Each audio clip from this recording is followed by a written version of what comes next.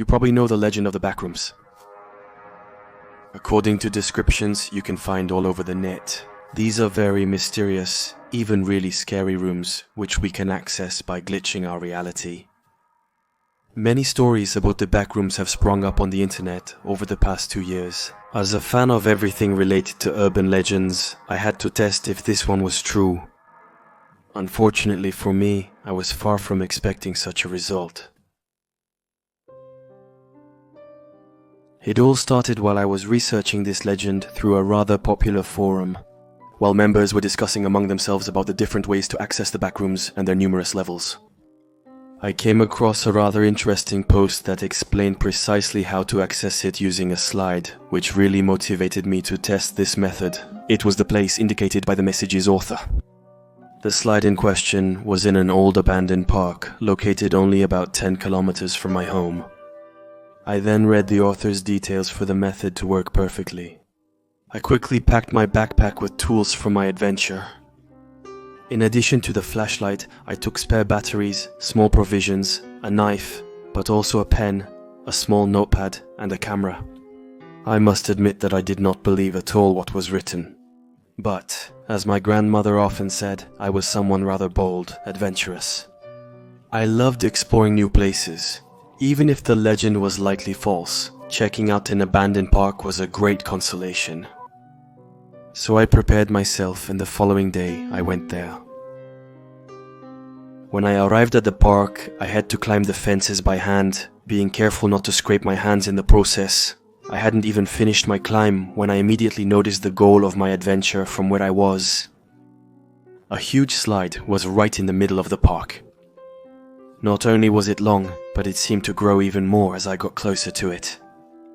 Its blood-red color and the dilapidated environment gave it a sinister look. Without waiting, I climbed the steps to the top of the slide and reread the notes that were written in my notepad. Firstly, you have to turn your back to the entrance of the slide, which inevitably meant going down head first. Of course, I checked to see if I was not going to hurt myself when coming out of it. But fortunately for me, nature had reclaimed its rights here, and the grass at the end of the slide was high enough to cushion my fall without me risking anything. Secondly, I had to blindfold myself. I then took out a small hood that I had stuffed in my pocket and put it on so that I couldn't see anything at all. I lifted it up a bit to read the rest of the inscriptions. Thirdly, I had to focus as much as possible on the Backrooms. If during the descent my thoughts were to diverge, according to the author, it would be impossible for me to access it. Fourthly, I had to wait at least until 3 in the morning, and it was 2:45 at that time, so I waited for the fateful hour, and then I completely emptied my mind. I lowered my hood and focused all my thoughts on the Backrooms. And then, without wasting any more time, I let myself slide down the slide. Given the size of it, I should have only slid for 3 or 4 seconds. But I didn't want to count to check because I had to stay perfectly focused on the Backrooms at all costs. Nevertheless, I couldn't help but think that the descent was much longer than expected. I was starting to ask myself questions despite all the strength trying to stay focused on the Backrooms. But other elements started to really worry me. Despite the hood over my eyes, I could see various lights through it, ranging from blue, then shifting to light green, then from red to dark yellow. I didn't understand how this was possible, since originally the big red slide was supposed to be perfectly dark from the inside. Absolutely nothing could cause such bright lights when everything was supposed to be perfectly dark. I started to get really scared, but mostly I started to wonder if I was actually going to fall into the Backrooms. But before I could even get my thoughts in order, the slide did something terrifying. It started to shake with supernatural force, shaking me from right to left. I felt my heart race in my chest, my breathing become faster. And just as I was about to scream, my body hit the ground heavily. Still having the hood over my eyes, I couldn't know where I had ended up. But one thing was certain, it wasn't grass. What I felt under my fingers was clearly cold and rough concrete. I then gently removed my hood, and there I saw where I was. In front of me was a long corridor with yellow walls lit by dim neon lights. In it were a multitude of doors, but also many forks that undoubtedly led to other corridors or other doors. Behind me, there was the exit of the slide. It roughly protruded from the wall, and on it, around the slide, several messages were inscribed on the concrete. One said, "I can't find the exit." Another, written in a hesitant hand, said, "Don't look at it, or it will chase you."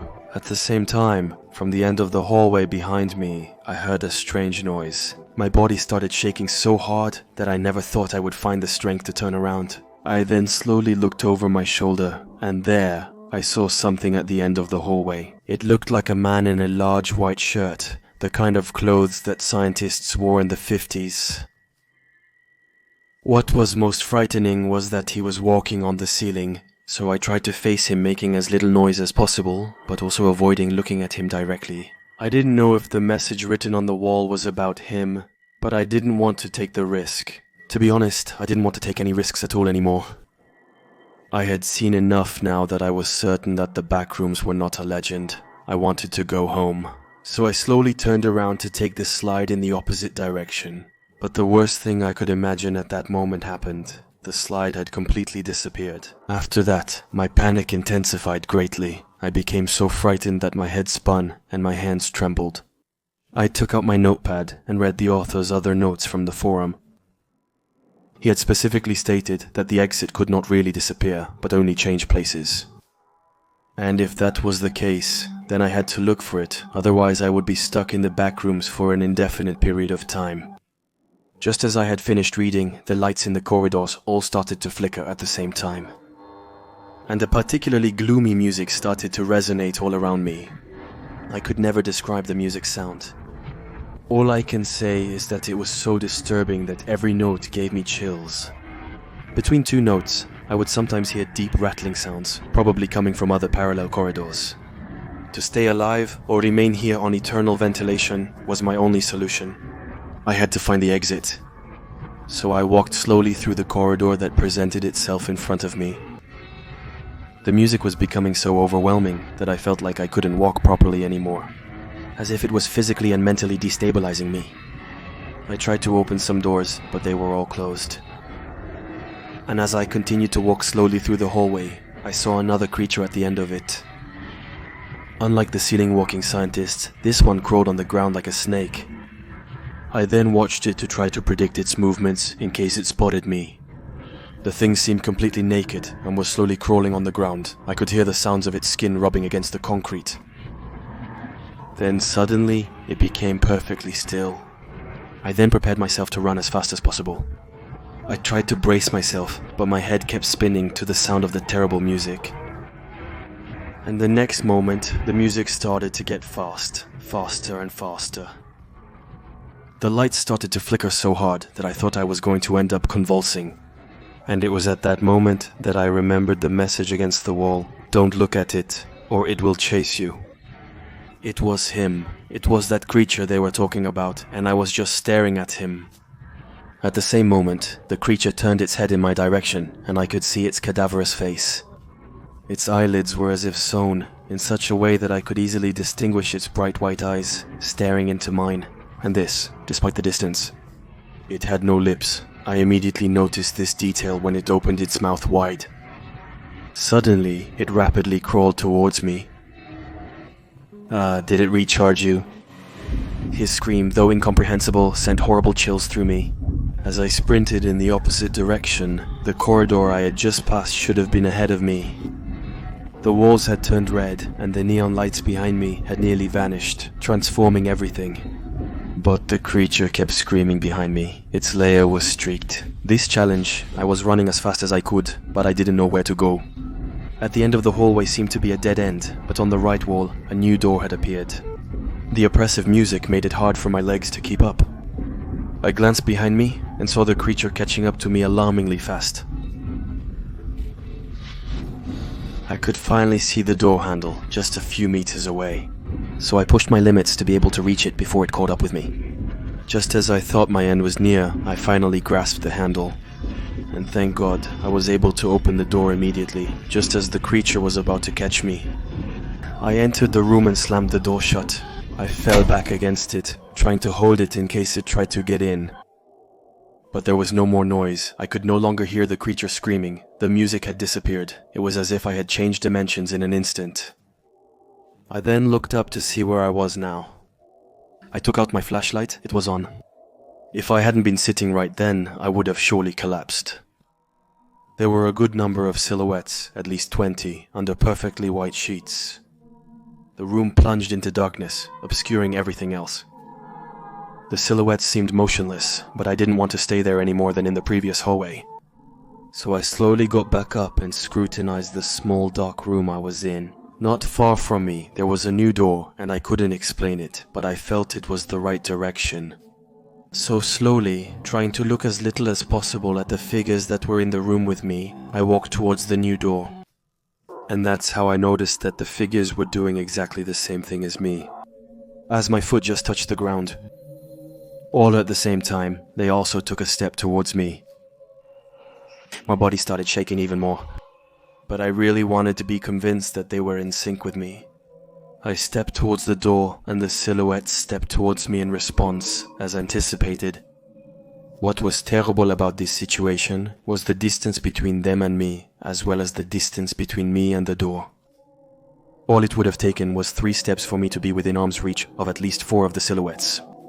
I immediately stopped moving and marshaled my last mental resources, but especially physical ones, to make the biggest sprint of my life.